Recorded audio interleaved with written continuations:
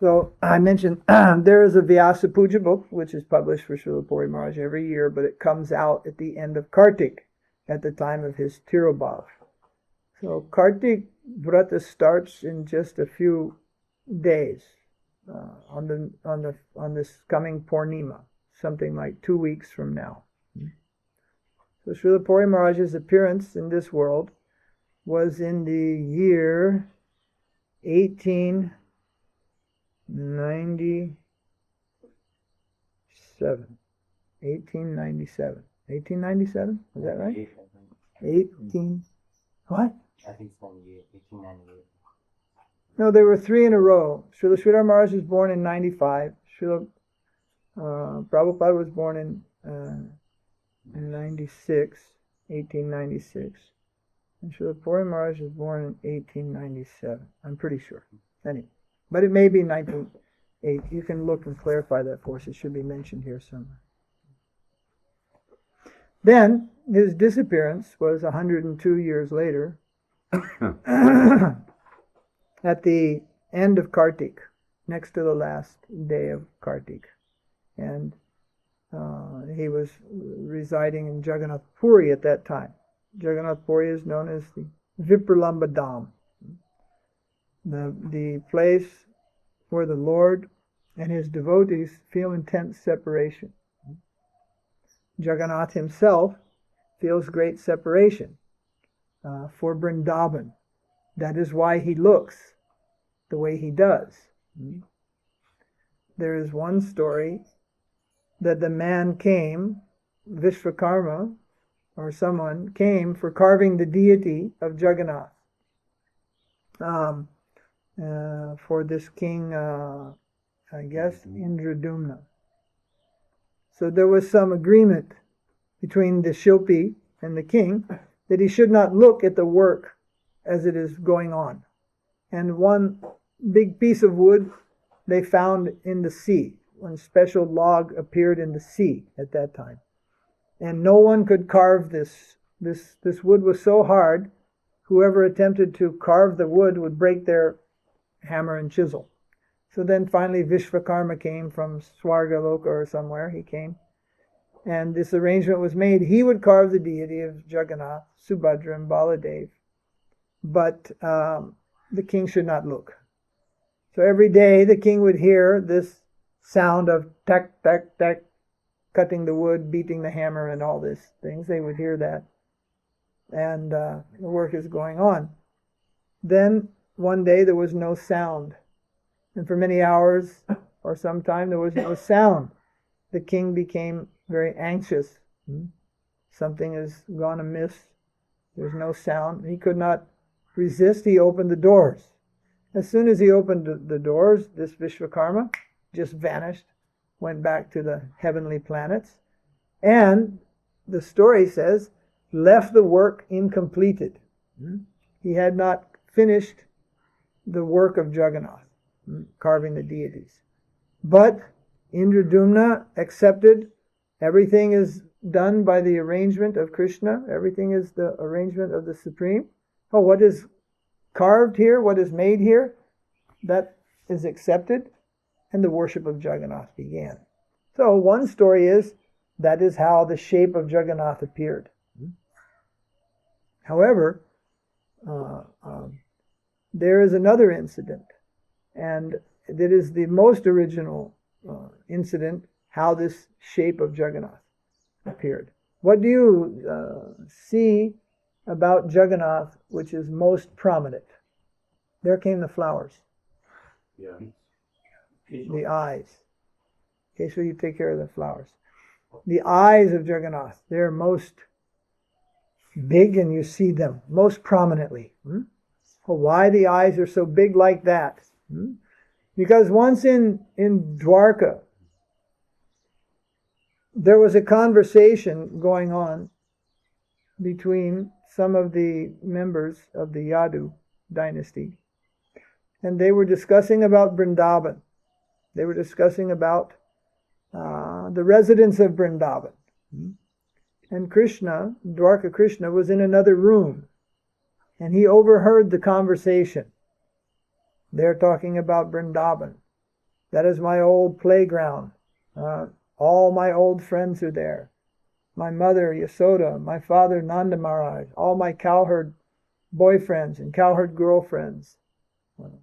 And my Radharani is there in Vrindavan. All these things are there in Vrindavan. And then Kṛṣna in Dwarka, he fell into a lovesick mood.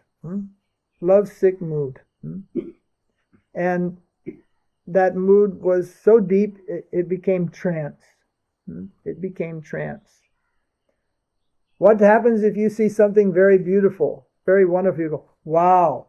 You say, wow. And your eyebrows go up.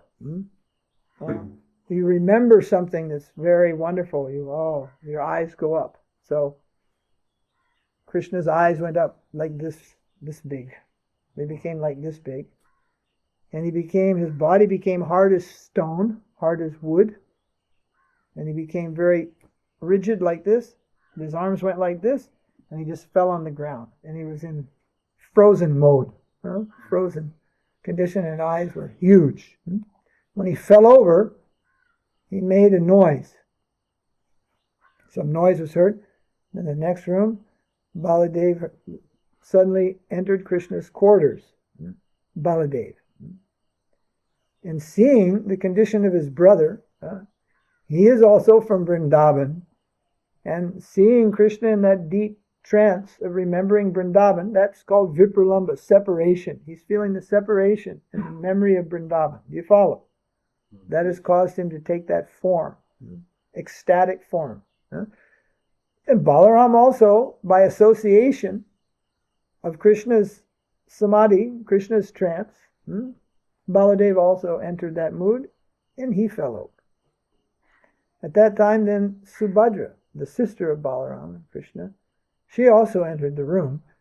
So she's one of the first persons there in Vrindavan in the appearance of Krishna. She is there from the very beginning. So she is also then caught in that Vrindavan mood. She also entered this trance, and she fell unconscious. So the three, Krishna, Subhadra, and Baladev, they're lying there unconscious. Then everyone else rushed into the room to see this. So gradually, they were able to revive them one by one. Lastly, they were able to revive Krishna. But that's the original form of Jagannath, Subhadra, and Baladev, how it first came in the world. Due to the feelings of separation, for Vrindavan, they experienced this mood, Vipralambha. You may say also Vipralambha-Mahabhav. This great feeling of separation and love for Krishna, Krishna's love for his devotees and Vrindavan. So, since then till now, since Jagannath temple was there, everybody and anybody worships Jagannath. I mean everybody. The Mayavadis worship Jagannath. The Buddhists, they worship Jagannath for centuries and called him Lord Buddha. The Buddhists. India has been ruled over the ages by different types of people. Sometimes the gross materialists, they're worshipping Jagannath. Maybe more now. Maybe many materialists. Or in the past, different types of materialists, they worship Jagannath. The Buddhists worship Jagannath. The Mayavadis worship Jagannath. Just about everybody you can think of. Ramanuja went to worship Jagannath. Everybody worships Jagannath. But very few people understand the mood of Jagannath. What is the mood of Jagannath? He is known as Jagannath, Lord of the universe, Ishwar, Bhagavan, and all these things. He holds Shankha Chakra also. But what is his mood? When Mahāprabhu, he saw Jagannath for the first time, he entered Jagannath Puri, he came to Puri, he came in advance of the rest of the party. He got in the Jagannath temple and he saw Lord Jagannath. What happened? He also fainted and fell into the same ecstatic mode as Jagannath. He fainted almost, for the most part, all the life gone out of his body, so to speak. Although the life cannot go out of Mahaprabhu's body because his life and his body are not different. He is not a soul in a body. Those who have spiritual bodies, that is a different thing. We are soul in a body. Life can leave this body and a dead body. But the life cannot go out of Mahaprabhu's body. He has a transcendental body. There's no difference between transcendental body and soul, Atma. They are one and the same thing. But there are no transcendental bodies in this world. In this Ritu Loka, we get body and soul. The two are joined, right? But in the spiritual world, it's not a soul and a body. It's the body of the soul. The soul has its own body. The Atma has its own body. And Kṛṣna also has his own body. We discussed the other day. Who's the Paramātmā of Kṛṣna? Radharani is the Paramātmā of Kṛṣna. Kṛṣna is the Paramātmā of Radharani. That's another plane. That's another thing. That's another world. Another circumstances. So, but to the mortal eyes, it seemed like the life of Mahaprabhu was gone. And he became very stiff. When he would fall into into his trances, his body also would become hard like stone, like wood. It would become very hard, very, very intense. And his breathing would stop. So when he saw Jagannath, he also entered into that mood, that deep mood, a separation from Vrindavan. So Jagannath Puri is called Vipralambha-dhāma because the Lord himself is seated there as Jagannath, and he is in his mood of separation from Vrindavan. And yearly that Ratha Yātrā festival is held, and everybody sees it on TV. But the purport of that Ratha Yātrā festival is not knowable to the common people, is not knowable to the Doordarshan narrator. Neither is it proper for any knowing type person to come on the television and try to inform the masses of people what is the real play of Jagannath on this day. For most people, it appears just to be a big fun festival, and with a lot of crowds and a lot of excitement. And for the most part, that's what it is for most people. But for the followers of Mahaprabhu, the festival of Jagannath has a special meaning. And that is that Lord Jagannath is returning to Vrindavan. The gopis and others who met him at Kurukshetra, by their affectionate attachments, they are drawing Kṛṣna back to Vrindavan. And he is seated on the chariot in a trance, and he is going to Vrindavan. The chariot goes to this place called Gundicha. Gundicha is Vrindavan in Jagannath Puri. Do you follow? So it is Vipralambha-dhāma, the Lord is there in Vipralambha mood. Mahaprabhu lived there for, it was his base of activities for 24 years. And 6 of those years, he moved in and out of Jagannath Puri, which included coming to South India. And touring South India and also going back to Koladweep in Vrindavan, Mayapur, Navadweep. Also going to Vrindavan, preaching in Benares along the way. 6 years like this. 6 years he spent residing in Puri performing Sankirtan Leela with his devotees. Daily he performed the Sankirtan pastimes, observed the different festivals, celebrated for the deities there. Various types of festivals, he observed them with his devotees. Ratha Yātrā, also the boat festival. They sometimes played dramas and leelas. They would perform various types of dramas. Mahaprabhu would see these dramas. Sometimes he would take part in them. In this way, he was very much amongst the people for 6 years. 6 years traveling in and out of Puri, and 6 years he stayed in Puri, very much amongst the people and amongst his devotees. Then came the last portion of Mahaprabhu's pastimes, that is 12 years, and that is known as his Vipralambha Leela. And he himself entered into the guha. Guha means a cave. He entered into the cave of these feelings of great love and separation for Kṛṣna. And they were then manifest in him both day and night, non-stop, for 12 years, continuous. 12 years. And during that time, Mahaprabhu was more or less a little distance from the people. He was not seen. When he was seen in public, it was quite an amazing thing. Why? Because the public could not understand what is the deep mood of Mahaprabhu. Like once, there was this man, he was a fisherman.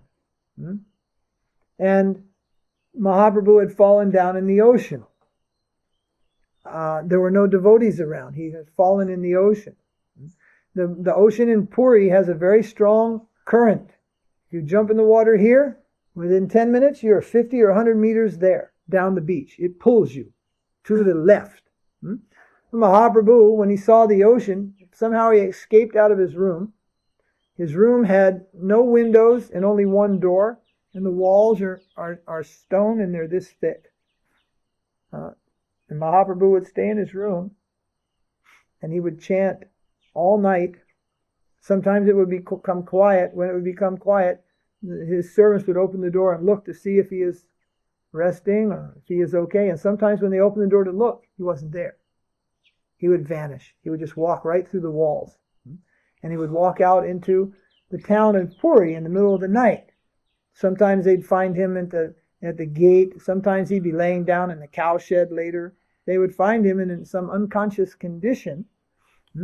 And on this particular evening, the devotees searched everywhere for hours, a couple of hours.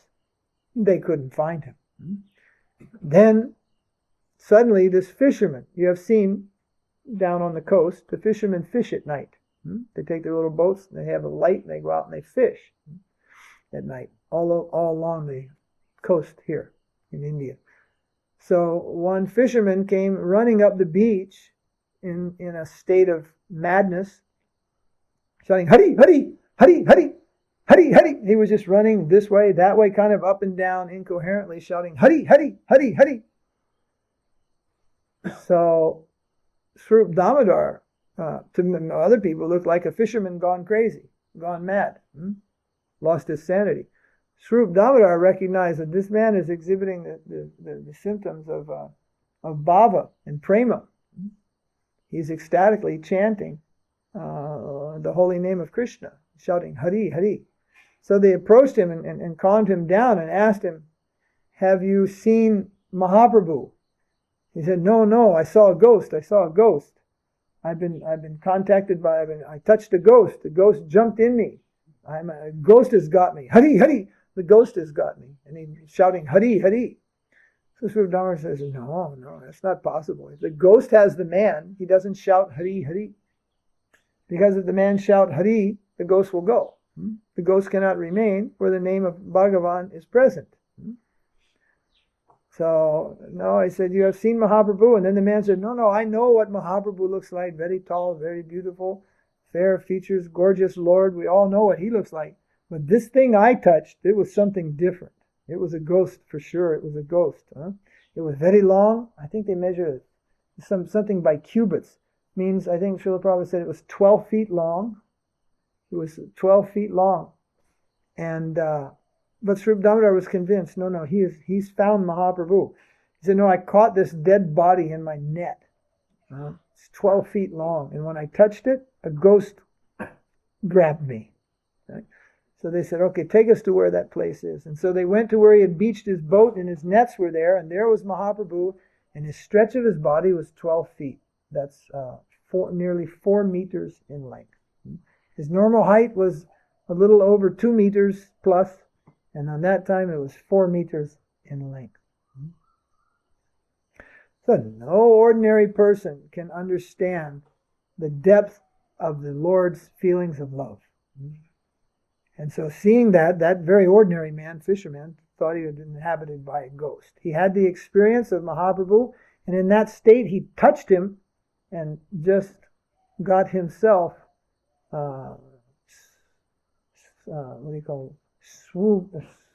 swooped into that mood of ecstatic love.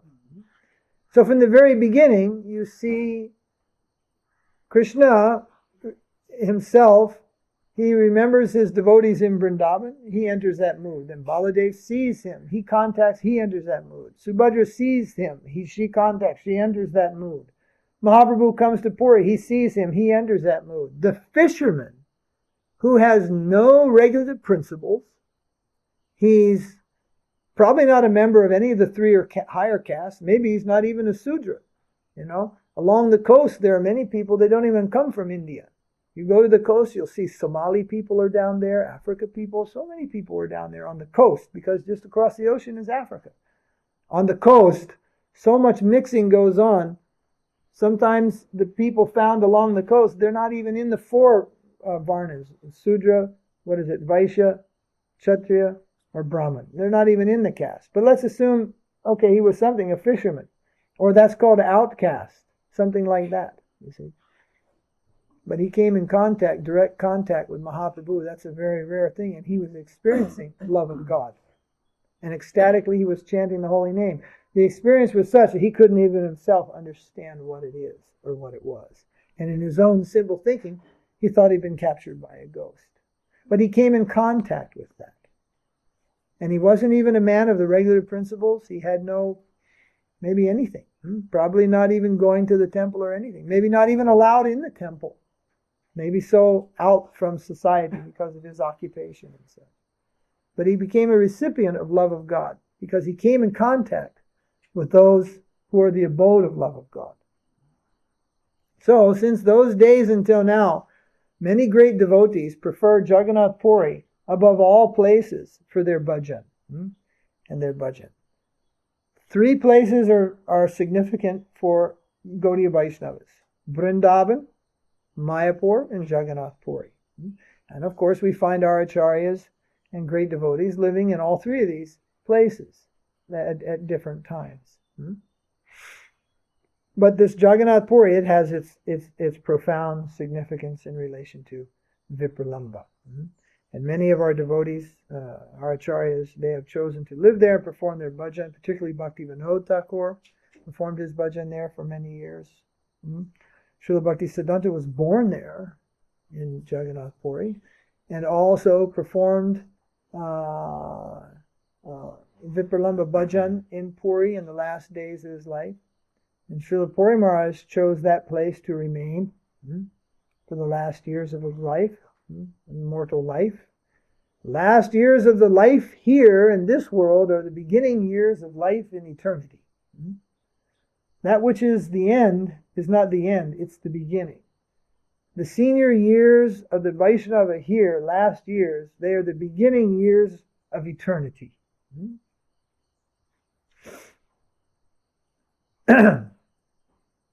In this world, are we even alive? Some, well, of course we're alive.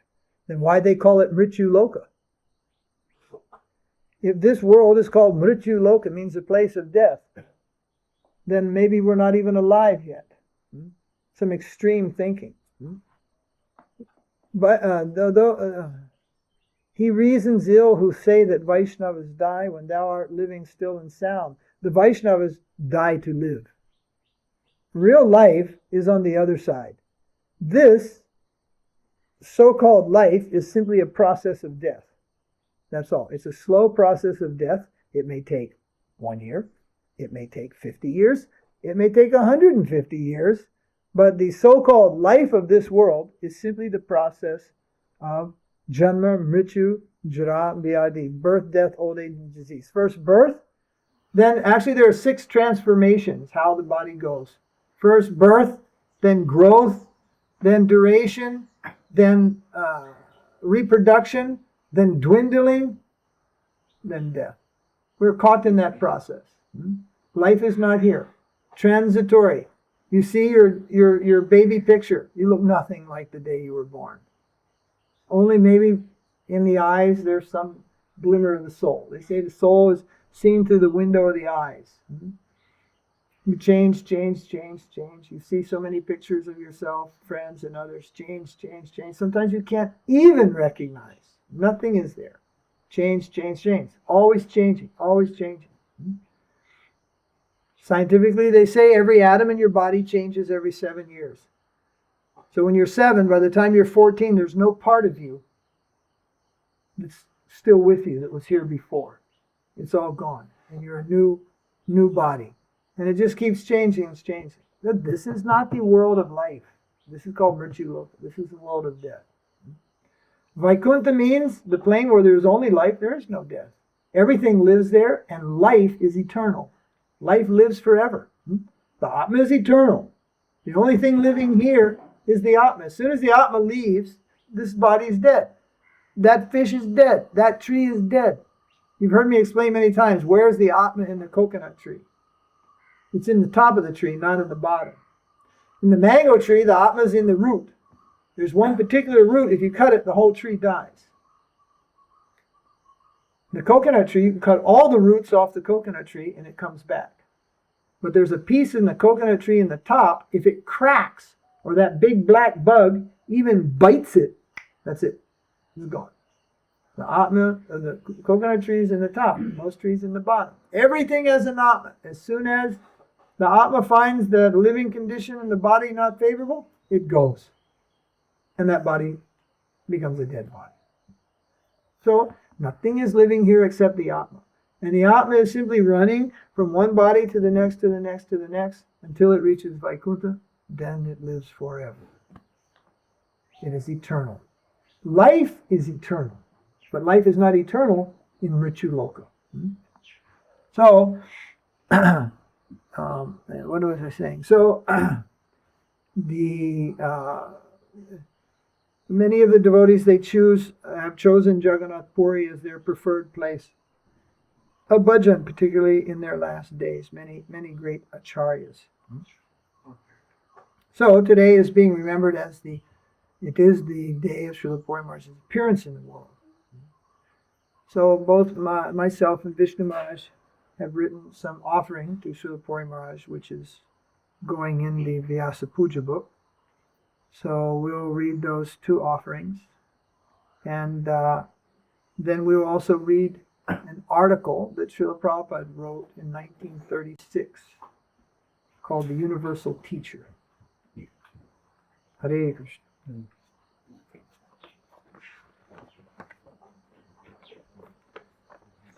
This is the Sri Vyāsa Pūjā homage. This homage is called Service and Separation. The appearance and disappearance of Sri Guru may be compared to the rising and setting of the sun. When Sri Guru appears, he gives us the hope of attaining the lotus feet of Kṛṣna in pure devotional service. And when he disappears from our mortal vision, he takes away all our material attachments. Please pay attention. From the moment, okay, stop this. You're disrupting. Sit down and listen. From the moment of the disappearance of Sri Guru, the bona fide disciple has no hope or desire to maintain his attachments to material life. In such a state of utter hopelessness, the bona fide disciple takes the deepest shelter of the lotus feet of Sri Guru. Separation calls into the disciple's heart a deep anxiety to fulfill the desires of Sri Guru and Gauranga. As I speak about this in my speeches and writings, I become inspired to overcome my lethargy and dedicate myself fully to that purpose. Sri Guru is the dearmost servant of Kṛṣna, the dearmost servant of Srimati Radharani, the dearmost servant of Sri Chaitanya Mahaprabhu, and the dearmost servant of the followers of Sri Rupa Raghunath. Thus, the bona fide disciple desires only the shelter of the dust of the lotus feet of Sri Guru. Shri Rupera Pada Doe Janaha Swarupa Se Sarvashva Tahina Ho Hoy Virupa. Know that your true identity is to be a speck of dust at the lotus feet of Sri Rupa. Don't go against this identity, which is your greatest treasure. The bona fide disciple must make the order of Sri Guru his life and soul.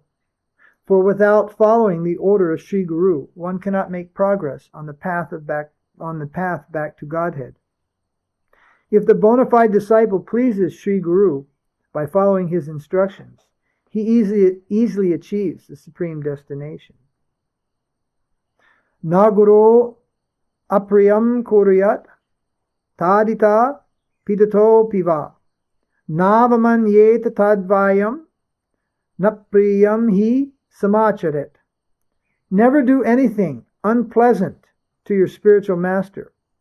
Even if you are humiliated and beaten, never disregard his words, and never act in a way that is displeasing to him. Acharyasya priyam kuriyat praner api daner api karmana manasa vacha sayati paramam gatim.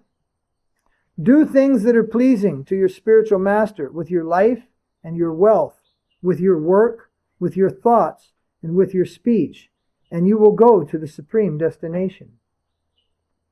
Remembering the following words of Śrīla Narottam Das Thakur, a bona fide disciple serves Sri Guru, always keeping his instructions within his heart. Guru Mukha Padma Vakya Chete Kariya Vakya Arana Kariya Mani As Shri Guru Charani Rati Aise Uttamagati Je Prasade Puri Sarva As. Fix your mind on the words emanating from the lotus mouth of Sri Guru. Place your hopes in nothing else. Affection for the Guru's lotus feet is the ultimate goal, for by his mercy all one's aspirations are realized. The Upanishads have spoken thus: Yasya devi para bhaktir yata deve tata guru tasyaitahi kaherataha prakashanti mahatmanaha. Only unto those great souls who have implicit faith in both the Lord and the spiritual master, who is his manifestation and not different from him, are all the imports of Vedic knowledge automatically revealed. On this most holy occasion of Sri Vyāsa Pūjā, of Om Vishnu Pad Paramahansa Paribrajacacharya Sri Srimad Bhakti Pramoda Puri Gosvāmī Mahārāja, we remember with great affection how his appearance gave to the multitude of fallen souls the hope to one day serve the lotus feet of Sri Sri Radha and Kṛṣna in pure devotion. And with great pain in our heart, we also remember his humble departure from the scope of our mortal eyes. Now when darkness has seized the world and caused a flood of ignorance to emerge, we remember his affectionate instructions never to deviate from the shelter of the holy name of Kṛṣna. With this humble prayer, I prostrate myself at his lotus feet and pray that he will remove all my many impediments on the path of pure devotional service. Vairagyavidjanija bhakti yogam apayayan mam anabipsu andam Shri Gosvāmī Bhakti Pramod Puri Nama Kripam Buddhir Yastamaham Prapadye. I offer my most respectful obeisances to His Divine Grace, Sri Bhakti Pramod Puri Gosvāmī Mahārāja, the dearest servant of Sri Sri Radha Gopinath and Sri Sri Gaur Gadadhar, who out of his causeless mercy has forced me to drink the nectar of pure devotional service, filled with knowledge and renunciation, although I am unqualified and unwilling to do it. Go Premanandi Hari Hari Bol Bhakti Pramod Puri Gosvāmī Mahārāja. So the great wealth that becomes the inheritance of the servants of the Mahabhagavats is their qualities.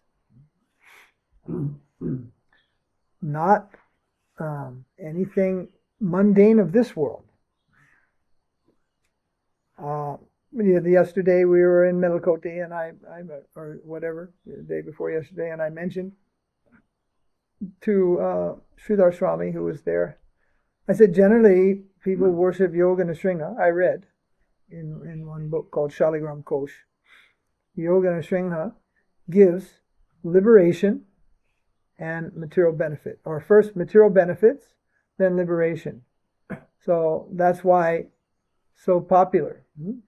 So there are many nice temples, deities of Lord Narasingha Dev, and some of them are so old, like the one in Melkoti is traced back to Prahlad. So Prahlad is a Mahabhagavat. not only a Mahabhagavat, he's a Mahajan. Amongst the Mahabhagavats, he's a Maha. He's a Mahajan. One of the 12 very exalted personalities who know the real purport of the scriptures and the process of devotion. Very rare to know these things in their entirety, and Prahlāda is one of them. And he is said to have installed that deity initially. But whether any pure devotees of Kṛṣna worship that deity between then and now, that is a question. Of course, Ramanuja did at a time. But generally, the people are doing the worship of the Supreme Lord for some material benefit. Material benefits, and then lastly, liberation. Liberation is itself a material benefit. You follow? So, liberation, when Prahlāda himself, Lord Narasingha offers liberation, but Prahlāda rejected that liberation. Lord Narasingha insisted and offered 3 times to Prahlāda liberation. And each time Prahlāda rejected that liberation. He never accepted liberation. And if one is, and material benefits also, not accepting material benefits. So these are material things. Liberation, so many facilities of this world, these are material benefits. So this is not the wealth of worshiping the Supreme Lord. This is not the great fortune which will come to you, actually. This is not the fortune that comes to you if you are engaged in the service of Vaiṣṇavas and great devotees. And if you are looking for those things, then you are simply walking down a dark, dark tunnel that leads to nowhere. The real benefit in serving the great souls and glorifying the great souls is that we will imbibe some of their qualities. Actually, we will feel very blessed if we can imbibe even a fraction of their qualities, even a fraction of their love for Kṛṣna. If we can imbibe that, then we'll feel ourselves to be the most fortunate souls in this universe. Once someone asked me, "You have experienced love of God in a challenging way?" And I said, "Yes." In an arrogant way. I said, "Yes." And they responded like, "Oh, really?" In a sarcastic way. First challenge, then arrogance, then sarcasm. "Yeah, you have experienced love of God?" And I said, "Yes, of course." Then, "Oh, you're such a man, huh?" "Yes, why not?" I said, "But, you see, I was not the source of that love. But when I came in connection with my guru, and when I came in connection with certain other great liberated souls, they were absorbed in love of Kṛṣna. And entering the room where they were, or being with them at some choice or select moment, then that great nectar, it just splashed out. Like if you're near a waterfall, you may also get splashes from that. So coming into their association, we may have some experience of what they are experiencing in some small way. Then the secret is, if we serve them, if we offer ourselves as servant to their lotus feet, then we are guaranteed that we will enter into that experience. Nowadays, at least in some places, there's only one pure devotee. That is Prabhupāda. And it is so extreme that nobody else could even dream of becoming a pure devotee. But if that's the case, we might as well all pack it up and go home. Because that's why we come to Kṛṣna consciousness in the first place. Not to become the guru, but to become a pure devotee of Kṛṣna. That's why we join. Because the non-pure devotee of Kṛṣna, he's suffering in this material world. And we want to end the suffering in this material world. We're tired of roaming around in various species of life in this world. We're even tired within this human form of life. There are so many disappointments. We are tired of these things. And we want the eternal life, the good life of serving Kṛṣna and all these things that are associated with Kṛṣna consciousness. And that means, in a word, we want to become pure devotees of Kṛṣna.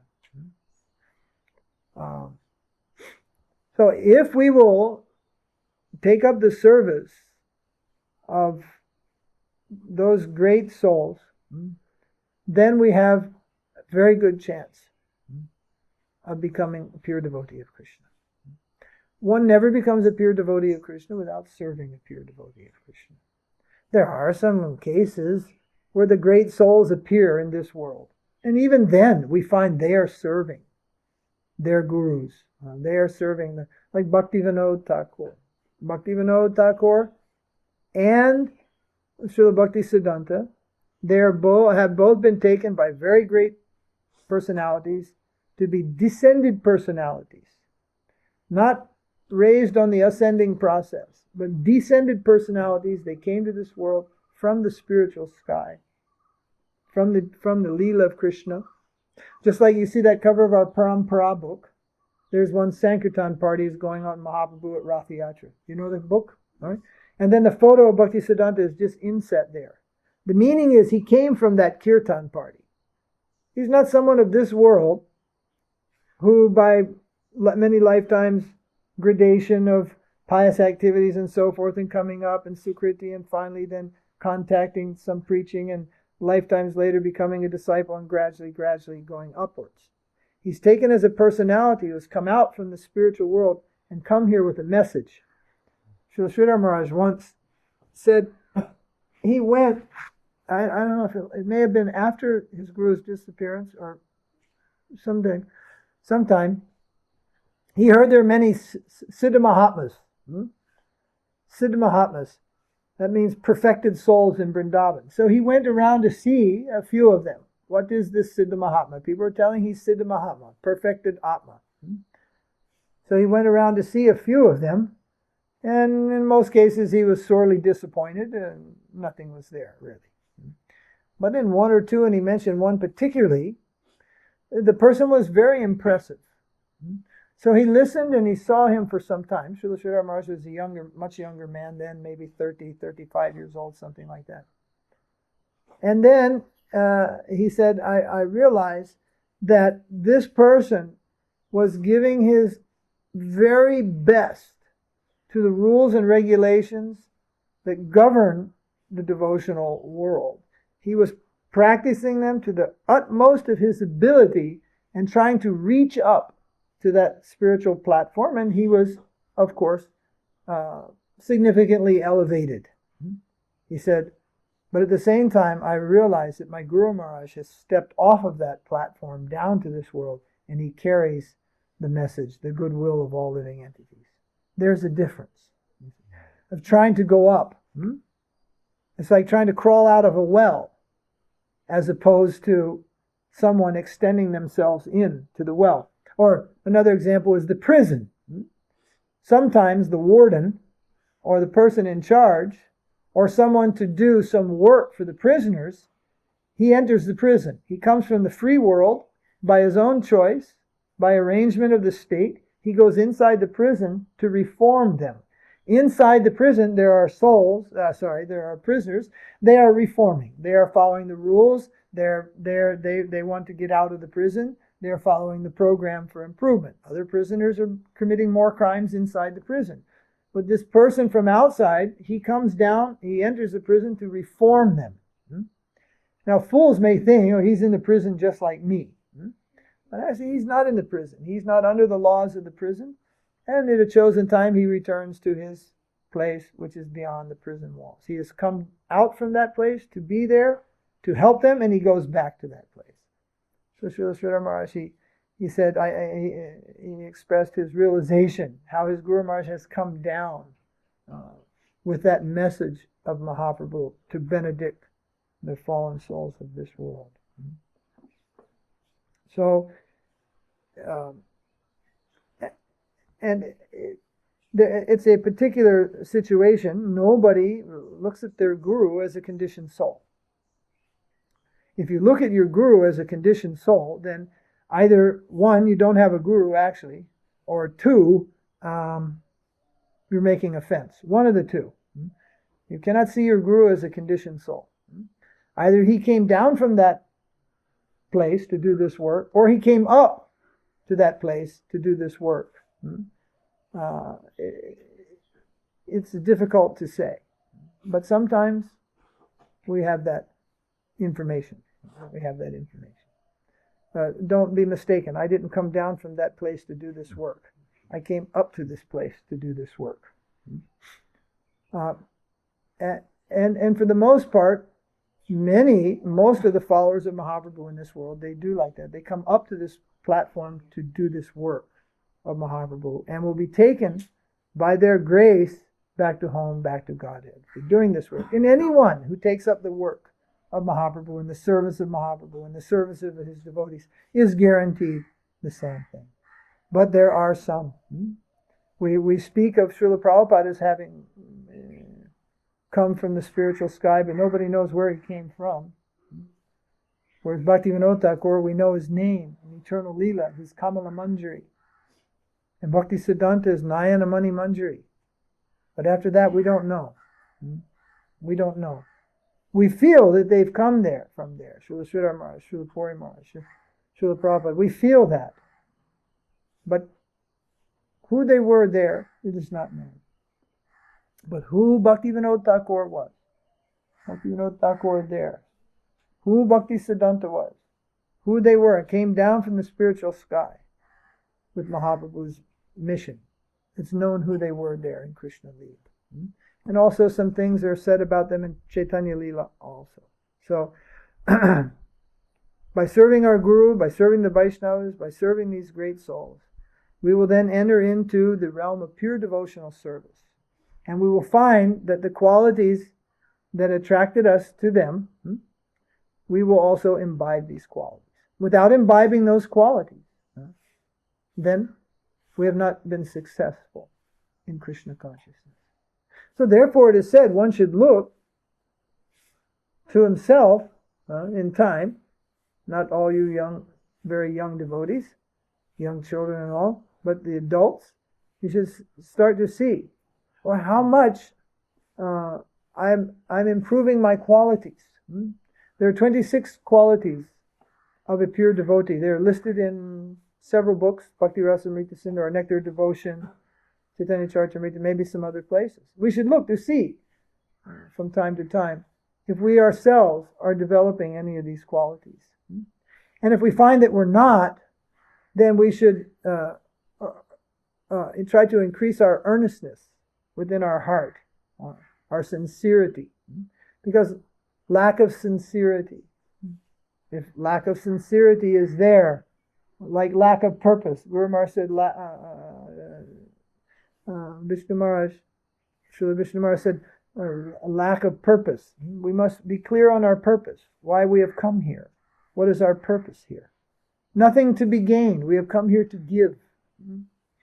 We have come here only to give ourselves to serve Krishna and Krishna's devotees, not to gain anything. We take it that whatever we get here, whatever is given to us, that is their mercy. Nothing gained. There's a saying, nothing risked, nothing gained. We have another saying, everything risked, nothing gained. All risk, no gain. We're not for risk and then we will gain. We are for risk and no gain. We should not seek the praise of others. We should try to learn to give elegant praise to others, not seek praises. We should not try to be recognized for our service, but we should try to learn to recognize others in their service. We should not feel that we are the best devotee of Krishna. We should feel that we can only serve Krishna with the help of others.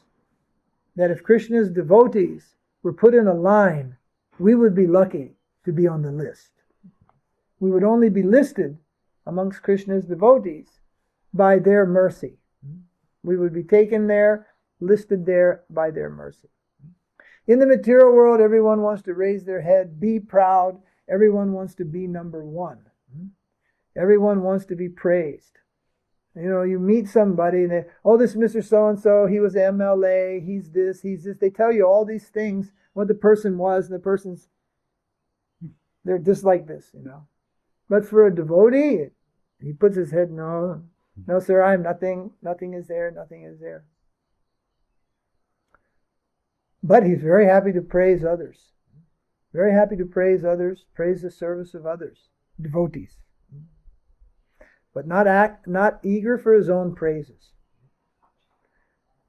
Remember that one politician came here, and the devotees introduced me. Oh, this is our Guruji. Something like that, they said. This is our Guru Maharaj here. They said like that. So that man folded his hands.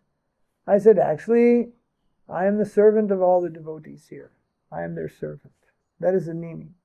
If I am the Guru Maharaj, then that means I am the servant of all the devotees here. But that man comes from just Hindu society, and he never heard anything like that. Remember that man? Which one was that? Vijay Shankar. And he was very impressed by that. Somehow or another, he's met so many Gurujis, maybe big ones, little ones, all types. This is Guruji. Guruji gives a blessing. When he said, this is Guru Maharaj, then Guru Maharaj said, actually, I'm the servant of all the devotees here. And then I don't know which way, maybe he thought like Gandhi or something. But he got some impression. So the real standard of spiritual life is not everywhere available. What's the standard look of a guru? A big sika, big japamala, beard, long hair, rudraksha. Most people have the image of a guru based on Bollywood in India. Sri Gopal's mother told him, no, all these gurus are bad. You've seen the movies, you've seen. She actually made her reference the movies. Yeah, I've seen the movies, all these gurus are bad. So the image of the guru in Indian movie is he's either a crook or a fool. He's one of the two. And in Western culture, he's a fool. And anytime they make a movie about a saint, he's a fool. He acts like an idiot. Because the common people don't know what a saint is. But he's neither a fool nor an idiot. He knows the science of Kṛṣna, and he's the abode of all good qualities. He's always absorbed in the service of Kṛṣna and the service of the Vaiṣṇavas. And he does not do any of these things for material benefits.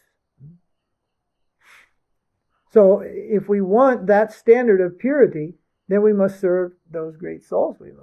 We must glorify those great souls. And by association, then gradually we'll become purified. And these qualities which we find in them, they are actually intrinsic to the soul. The soul has a birthright of these qualities. But in association with the material world, the soul can never know its true self. It can never come to its true existence. But only in the association of liberated souls, then the soul can come to its own true existence, in which the soul itself is the abode of all good qualities. And the soul is always absorbed in the service of Kṛṣna. And the soul is always absorbed in the mellows of love of Kṛṣna.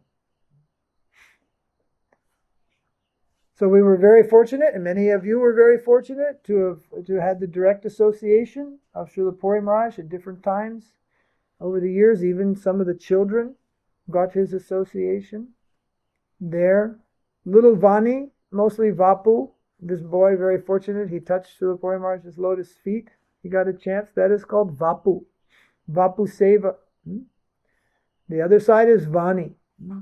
So when the Vapu is no longer present, the Vapu appears, Gurudev appears, Vyāsa Pūjā Day appears. Then some years, 100 years, that's very nice. 102 years, that's very nice. Then that goes. That goes from the vision of these eyes. We don't see that anymore.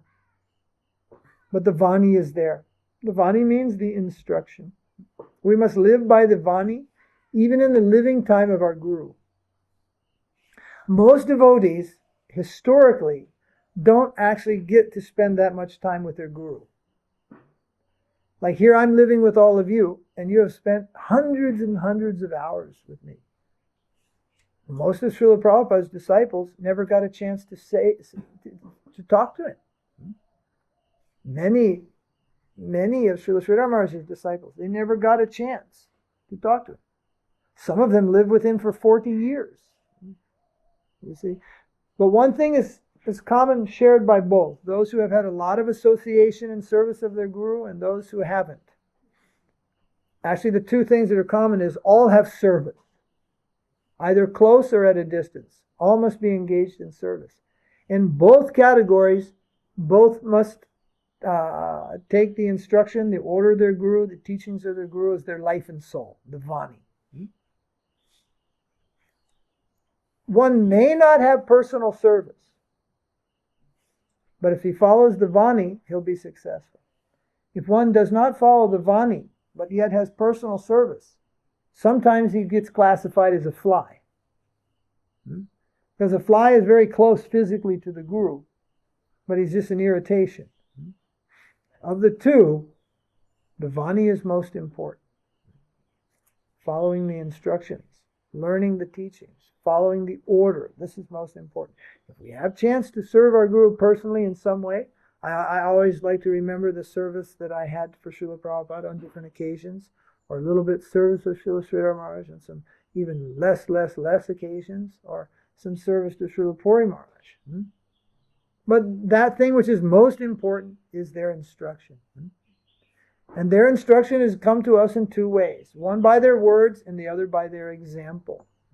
We try to draw from both of these things. And this is the life, this is the strength to go on in this world, this material world, to go on living a spiritual life.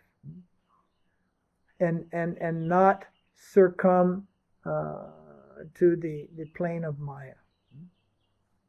Do you follow? So Śrīla Purī Mahārāja lived 100 and some years, and although his mission was one of the smallest ones, this was what was amazing. At the time, his temple was smaller than this one, almost. When we first met Śrīla Purī Mahārāja, the deities were in a room half the size of Nanakishore's office. There were 8 rooms in the building, or 4 and 4, and the deities were on the top. It was a little building in Mayapur, right? And later, some temple was being built, right? Śrīla Purī Mahārāja was in that little hut. That building was as wide as this hall. It was a little longer than this hall, in 2 stories. That's all the bigger it was.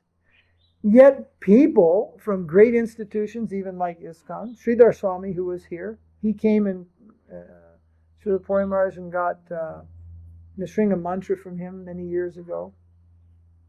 Big gurus in ISKCON. Giri Maharaj, when he was still a student, used to come with Gurukul sannyasis and others. They would come see Śrīla Purī Mahārāja. Big acharyas of Gauḍīya Mata Maharaj's successor, Ballabh Maharaj, with 1,000 disciples. Many people, they would come for the Darśana of Śrīla Purī Mahārāja. But his deity room, his own room, very small. These are all very intelligent people.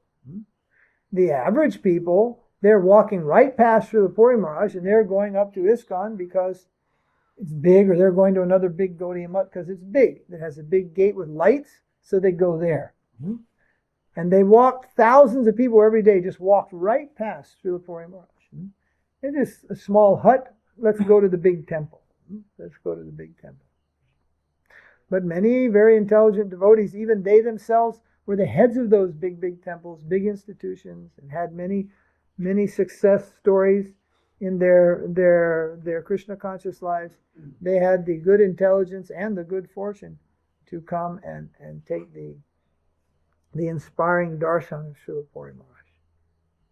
So both by his example and by his teachings, he was a beacon. He was a very great source of inspiration to all types and classes of devotees at all stages. And the 2 things are noted in him. Well, if you start noting 2, then you have to admit there are actually 3, there are 4, there are 5, there's so many exalted qualities, but 2 things. I heard many times him referenced to as a namacharya, as a namacharya. His attachment to the holy name and his mood of chanting the holy name was exemplary even for those who are themselves great personalities in Krishna consciousness. And his humility was outstanding to the point he was referred to by many people as the Murti of Trinadapi Sanichena. That is Mahaprabhu's instruction to his devotees to be humble, more tolerant than a tree, humble like a blade of grass, not desiring any respect for yourself, but giving all your respect to others. Śrīla Purī Mahārāja was not just on occasion humble, he was humility personified. There is no incident that people can even think of in hard scratching their head where humility was not in the forefront of all his dealings with the devotees. So these two things, he was very glorified as a namacharya, an example of chanting the holy name, and his humility. And if a person has these two outstanding qualities, then without even knowing what other good qualities are, rest assured that all good qualities that exist are with such a person. A person with all humility who takes complete shelter of the holy name of Kṛṣna is the veritable ocean of goodness and all good qualities. Śrīla Bhakti Pramoda Puri Gosvāmī Mahārāja. So we should try to be like that. We should take deep shelter of the holy name, and we should try to put into practice in our life the qualities of Vaiṣṇava behavior. What is that called, Girimash? Sadācāra. Not that we would just do prachar. Go and shout with a loud voice to the ignorant people that they are suffering and tell them to take Kṛṣna Nam. We ourselves must take Kṛṣna Nam. And then we must exhibit the qualities of a devotee. What is it? What is the real meaning of devotee and behavior of devotee? We should try to exhibit that. And where we fail, then we should pray to Kṛṣna to purify us from our failings. We should pray to our Guru to purify us from our failings so that we may come to the standard of pure devotion and pure love of Kṛṣna. Hare Krishna, Go Krishna.